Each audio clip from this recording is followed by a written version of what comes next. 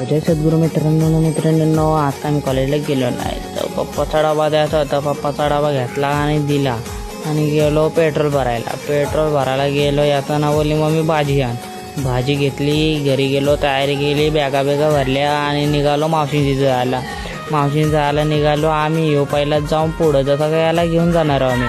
नंतर पोचलो रसानीला पोचलो तर मम्मी बोलते मला पण घे, तर मम्मीला पण घेतला.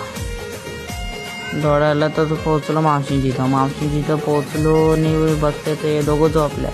तर ह्यो डोले उघडून कसा झोपलाय काय माहिती, तर ह्यो पण झोपलाय. नंतर त्याला जबरदस्ती उठवला मी. तर हे बघा वाटतंय झोपल्यावर का, झोपला पण नव्हता असं वाटत होता. नंतर त्याला लागली भूक, त्याला बिस्किट आणि दूध दिला. नंतर हे बघा सगळी मंडळी बसली पोळ्या बनवताना बघा कशा सागल्या एकत्र मिळून. नंतर ही आमची मामी तर काय बोलते बघा, ऐका तुम्ही. तर मामीने जेवण बनवलेलं तर मामी बोलते मला पण घे. ती गाडा होती बाहेर रांगोली, तुम्ही अशी काढू शकता बघा कसली भारी दिदीने रांगोली काढली, होऊ शकता. पार्ट 2 साठी सबस्क्राईब.